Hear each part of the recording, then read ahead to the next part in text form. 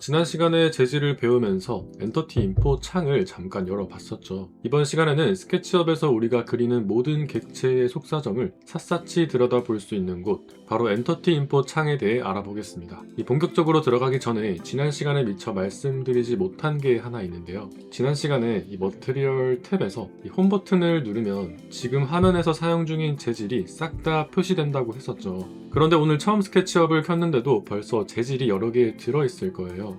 난 아무것도 안 그렸는데 이게 다 뭐지? 하실 수 있습니다. 이건 스케치업을 처음 켜면 기본적으로 서 있는 이 사람 객체 때문인데요. 이 사람의 옷, 피부, 그리고 머리카락 색깔들이 기본적으로 깔려 있는 거죠. 나중에 이런 불필요한 재질들을 깔끔하게 청소하는 방법도 다룰 예정이니까 지금은 그냥 두시면 됩니다. 자, 그럼 본론으로 돌아와서 엔터티 인포를 하나씩 뜯어보겠습니다. 이 엔터티 인포 창은 마치 카멜레온 같아요. 내가 선을 선택하느냐, 면을 선택하느냐, 아니면 덩어리를 선택하느냐에 따라 보여주는 정보가 매번 달라지거든요. 먼저 바닥에 이 선을 하나 긋고 선택해 보겠습니다. 이 창 맨 위를 보시면 텍스처 칸이 보입니다. 물론 이 텍스처는 이 페인트 통으로도 색을 칠할 수 있지만 이 칸을 클릭해서 재질을 바꿔줄 수도 있습니다. 자, 재질을 한번 바꿔줄게요. 여기서 아주 중요한 의문이 생기는데요. 이 선에도 재질을 넣을 수 있을까요? 네, 넣을 수는 있습니다. 하지만 화면에는 아무런 변화가 없어요. 의미가 없는 행동이죠. 왜냐하면 스케치업에서 선이라는 건 컴퓨터 안에만 존재하는 관념적인 개념이거든요. 이 현실 세계의 모든 물건은 아주 미세하더라도 면적을 가지잖아요. 하지만 3D 세상에서 이 선은 면적이 아예 없습니다. 그림을 그릴 도화지가 없는데 거기에 물감을 칠해봤자 보이지 않는 거죠. 그래서 텍스처는 오직 면에만 들어간다는 사실 꼭 기억해 주세요. 그리고 그 옆을 보면 태그라는 게 있습니다. 이건 캐드나 포토샵의 레이어와 비슷한 건데 뒤에서 아주 자세히 다룰 거라 지금은 그냥 넘어갈게요. 그리고 랭스가 보이시죠? 이거는 선이 정확히 몇 미리미리인지 알려주는 곳이에요. 여러분들이 인테리어를 하신다면 앞으로 이 랭스 창을 굉장히 많이 들여다보게 되실 겁니다. 그 밑에는 소프트와 스무스 체크박스가 있습니다. 이건 육면체로 설명해 드릴게요. 우선 육면체를 만들겠습니다.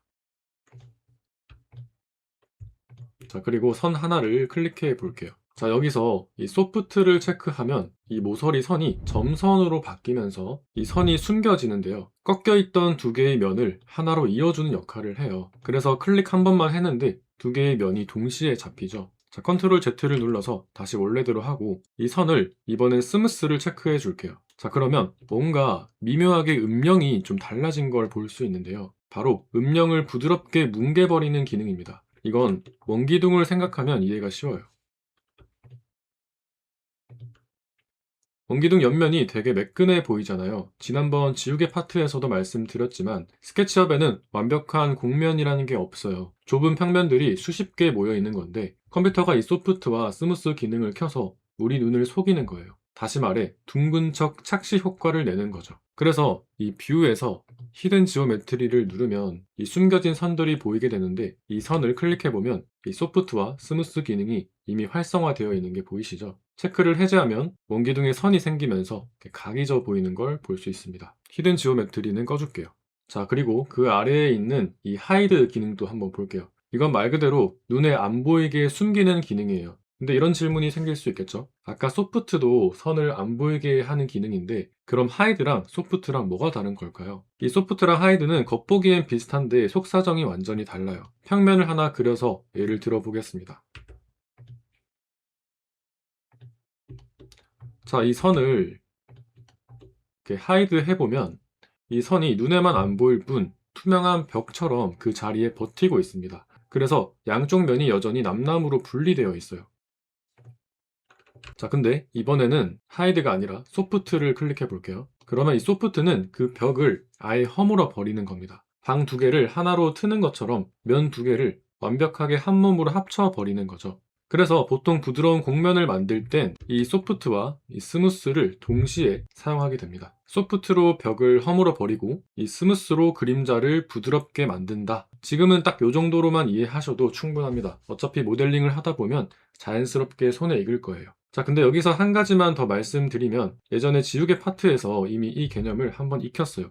이 지우개가 활성화되어 있는 상태에서 선을 하나 긋고 이 지우개가 활성화되어 있는 상태에서 Shift를 누르고 드래그하면 이 선이 숨겨지고 컨트롤을 누르고 드래그하면 선이 숨겨짐과 동시에 부드럽게 표현해 주는데 오늘 말씀드린 내용과 똑같은 개념입니다. 자, 그럼 나머지 버튼들도 빠르게 훑어보겠습니다. 이 자물쇠 모양의 아이콘은 그룹이나 컴포넌트를 선택했을 때만 사용할 수 있는데요. 우선 그룹을 하나 만들어 줄게요. 그리고 이 자물쇠를 클릭해보면 빨간색 테두리가 생기면서 이 객체가 옮길 수도 없고 수정할 수도 없는 상태가 됩니다. 그래서 중요한 벽체나 기둥을 만들어 놓고 나중에 실수로 지우거나 옮기지 못하게 꽉 묶어둘 때 사용하는 기능입니다. 이 기능은 객체를 우클릭했을 때 이렇게 락 버튼이 있는데 이 기능과 같은 기능입니다. 자, 그리고 그 옆에 있는 리시브 섀도우와 캐스트 섀도우는 나중에 그림자 기능을 배울 때 언급할 텐데 간단하게 말씀드릴게요. 우선 객체를 하나 복사해주고 이 트레이에 보면 섀도우라는 탭이 있어요. 이 섀도우 탭에서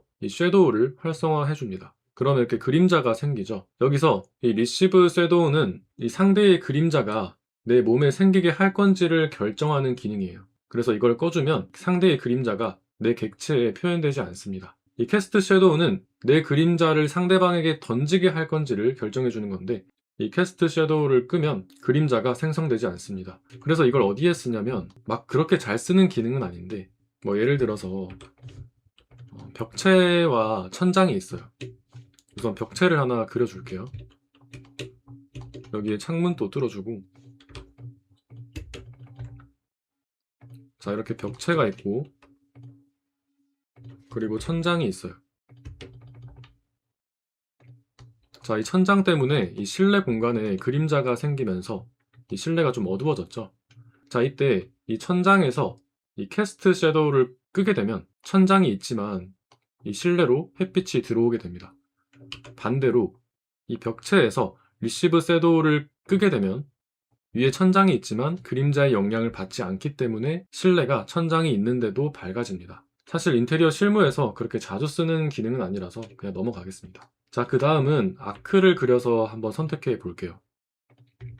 이 아크는 직선과 비슷해 보이지만 곡선이라서 수학적인 정보가 추가되는데요. 레디어스는 반지름을 의미하고 아크랭스는 이 곡선을 쫙 폈을 때의 실제 길이를 뜻합니다. 자, 그리고 여기서 중요하게 봐야 될 게 바로 세그먼트인데요. 앞서 스케치업의 곡선은 짧은 막대기들을 이어붙인 거라고 했죠. 세그먼트는 바로 이 곡선을 몇 개의 직선으로 쪼갰느냐를 나타내는 숫자입니다. 이 숫자를 높이면 잘게 쪼개지니까 곡선이 부드러워지고 낮추면 뚝뚝 끊겨서 각져 보이게 됩니다. 곡선이 너무 거칠어 보일 땐 여기서 숫자를 돌려주면 바로 매끈해집니다. 자, 여기까지 들으시고 와, 이 많은 걸 언제 다 외우지 하고 머리 아파하시는 분들 계실 텐데요. 절대 억지로 외우려고 하지 마세요. 스케치업은 영어 회화랑 똑같습니다. 단어장 달달 외운다고 말문이 트이는 게 아니듯이 계속 그리고 부딪히다 보면 아, 세그먼트는 여기 있었지 하고 손이 먼저 기억하게 될 겁니다. 그러니까 부담 갖지 마세요. 자, 이제 면을 그려서 선택해 볼게요. 그러면 이 정보 창에 페이스라고 뜨고 면적을 알려주는 에어리아가 나옵니다. 나중에 바닥재 물량을 뽑을 때 이걸 참고하면 아주 편하겠죠. 그리고 면에서 가장 중요한 개념은 바로 앞면과 뒷면인데요. 이 창을 보면 재질 칸이 두 개가 있죠. 면은 종이의 앞장, 뒷장처럼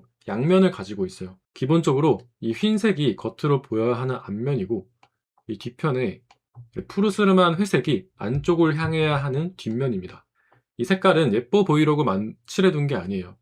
면이 뒤집혀 있는지 확인하라고 스케치업이 표시를 해둔 겁니다. 자, 우리가 옷을 뒤집어 입고 밖에 나가면 이상하듯이 3D 모델링도 뒷면이 겉으로 드러나면 나중에 오류가 생길 수 있어요. 나중에 렌더링을 할 때 빛을 제대로 못 받아서 시커멓게 나오거나 투명하게 보이는 오류가 발생합니다. 그래서 우리는 약속해야 하는데요. 무조건 이 흰색 앞면이 밖으로 나오게 모델링한다. 혹시라도 작업 중에 이런 푸르스름한 면이 보이면 우클릭해서 리버스 페이스를 눌러서 꼭 흰색으로 뒤집어 주셔야 합니다. 자, 이제 그룹을 한번 살펴볼게요. 육면체를 하나 만들고 그룹으로 묶은 뒤 선택해 주겠습니다. 이 상단에 솔리드 그룹이라고 뜨죠. 이 그룹은 일반 그룹과 솔리드 그룹으로 나뉘는데 이 솔리드라는 개념이 굉장히 중요해서 다음 시간에 아주 깊게 다룰 거예요. 저는 제 강의를 보는 여러분들이 스케치업을 겉핥기식으로 배우는 게 아니라 정석대로 좀 빠삭하게 배웠으면 좋겠어요. 이 솔리드 그룹을 이해하면 앞으로 여러분들의 작업이 굉장히 깔끔해질 거예요. 근데 저도 이제 일을 하면서 다른 사람이 해놓은 작업 파일을 받게 되는데 솔리드 그룹의 개념을 이해하지 못한 그런 느낌의 파일이 굉장히 많아요.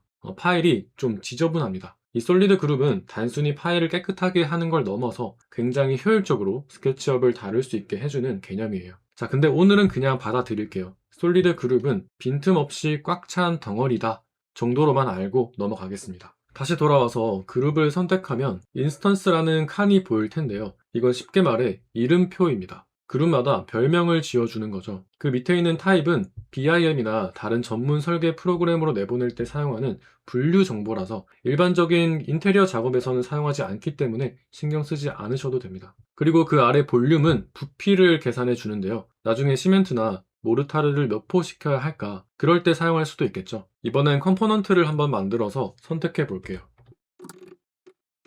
자, 컴포넌트는 여기에 이름표가 두 개라서 헷갈릴 수 있어요. 인스턴스가 있고 데피니션이 있는데요. 데피니션은 제품의 공식 모델명입니다. 예를 들면 갤럭시 S26 이런 거예요. 근데 인스턴스는 내가 지어준 개별 별명입니다. 예를 들면 철수폰, 영희폰 같은 거예요. 그래서 이 컴포넌트를 5개 복사하면 이 데피니션은 모두 똑같습니다. 그래서 하나를 고치면 다 같이 5개가 연동돼서 고쳐져요. 예를 들어서 이거를 아이폰 17이라고 치면 다른 객체도 다 아이폰 17로 바뀝니다. 하지만 이 각자의 객체에 철수폰, 영희폰 이런 식으로 이름을 다르게 해서 따로따로 관리를 할 수 있는 거죠. 자, 이제 마지막입니다. 이 그룹을 클릭해보면 옆에 이런 숫자가 뜨는데 이 숫자가 어떻게 변하는지 한번 볼게요. 먼저 이 육면체를 그룹 편집 모드 안에 들어가서 트리플 클릭을 해서 이 덩어리 전체를 잡아주겠습니다. 정보창에 18 엔터티스라고 뜨죠. 육면체는 면 6개 그리고 모서리 선이 12개니까 합쳐서 총 18개. 내가 선택한 객체의 총합을 정확히 세워줍니다. 자, 이번에는 이 그룹을 한 7개 정도 복사해 줄게요. 자, 그리고 그 중에 딱 하나만 선택해 보겠습니다. 이 엔터티 인포 탭을 자세히 보면 8in 모델이라고 뜹니다. 이건 이 공간 안에 똑같이 생긴 그룹이 총 8개 있어 라고 알려주는 겁니다. 그래서 나중에 물량을 산출할 때 일일이 눈으로 셀 필요가 없겠죠. 자, 여기서 그룹과 컴포넌트의 결정적인 차이가 한 번 더 나오는데요. 만약에 이 8개의 그룹 중 하나를 더블 클릭해서 수정을 해볼게요. 자, 그리고 나서 이 수정된 상자를 다시 클릭해보면 이제는 같은 식구로 쳐주지 않습니다. 그룹은 서로 남남이기 때문에 모양이 조금이라도 달라지면 이 카운팅에서 아예 제외가 돼버려요. 그래서 기존에 있던 그룹을 클릭해보면 그 위에 아까 8개였는데 하나가 줄어서 7개라고 뜨는 게 보이죠. 자, 하지만 컴포넌트는 다릅니다. 아까 만들어둔 컴포넌트를 수정해보면